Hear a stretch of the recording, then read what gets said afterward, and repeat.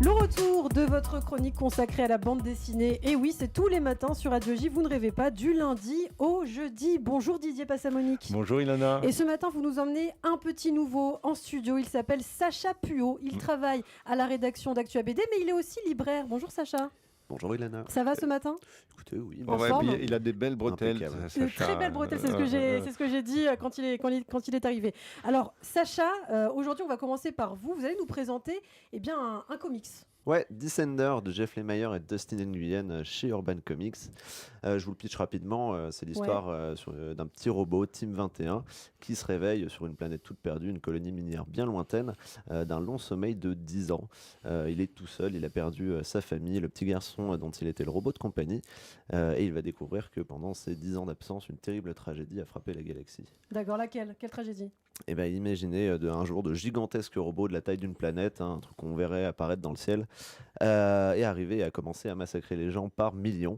Une grande catastrophe. Ça nous rappelle quelque chose sur Radio J. Hein. Avant de disparaître comme ça magiquement, ce qui n'était pas le cas pour le coup. Et donc, cette vague de violence a traumatisé les esprits, a marqué les peuples de toute la galaxie qui se sont lancés dans des vagues de violence à l'encontre des robots et des vies artificielles. On parle de gigantesques Bodgrom où des millions de robots ont été sacrifiés. Comment des Bodgrom. C'est quoi des Bodgrom ? Des Bodgrom, c'est pogroms de robots. Exactement. Oui, d'accord. Habile jeu de mots de la part de Jeff Lemire. D'accord. Donc ouais, voilà, c'est. Donc la chasse aux robots est ouverte, quoi. Exactement, et c'est dans ce contexte pas très très sympa que notre petit Team 21 va essayer de retrouver le jeune garçon dont il était l'ami. Le souci, c'est que dans cette quête d'essayer de chercher les siens, il va se retrouver face à un dilemme, sa famille humaine ou son genre robotique pourchassé et persécuté. Merci beaucoup Sacha. Sacha, vous restez avec nous. Alors je me tourne à présent vers vous Didier, vous nous présentez un tout autre ouvrage, tout autre thème. Vous parlez en fait presque d'actualité aujourd'hui.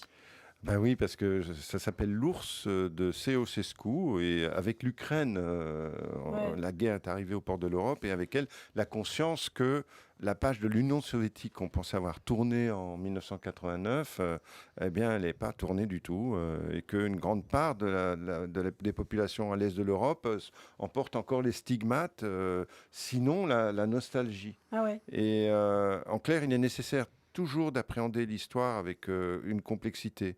Hein. Et cet album de bande dessinée, ça s'appelle L'ours de Ceausescu, nous parle de ce pays qui est en train d'accueillir les réfugiés, c'est la Roumanie. La Roumanie, ouais.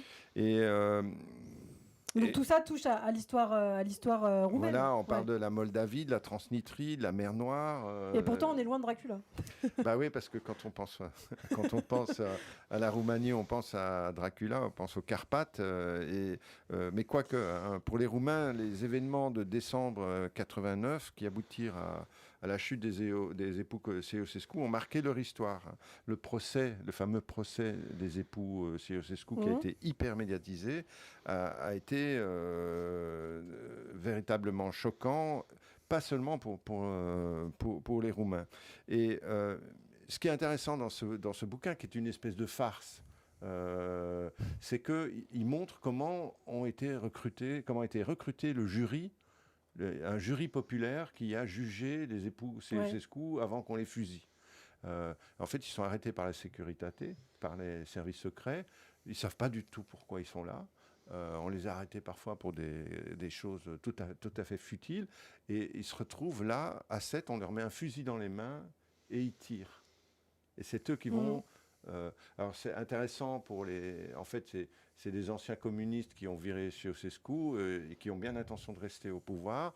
Donc c'est intéressant pour eux de dire « Ah mais c'est pas nous, c'est le peuple, regardez, il y a une étudiante, etc. » En réalité, et c'est ça la petite subtilité de cet album, c'est que l'ours de Ceausescu, on montre Ceausescu en train de faire une chasse à l'ours et il tire, sauf qu'il y a derrière lui, il y a des snipers qui sont planqués, qui tuent l'ours à sa place. Racontez pas tout. Voilà. Vous avez aimé en tout cas, Didier. J'ai adoré et vraiment c'est un livre que je recommande. Eh bien, c'est d'Aurélien Ducoudray et Gaël Henry, donc aux éditions Stenkiss. Merci beaucoup Didier Passamonique, merci beaucoup Sacha Puot. On se retrouve demain matin sur Radio J. À demain.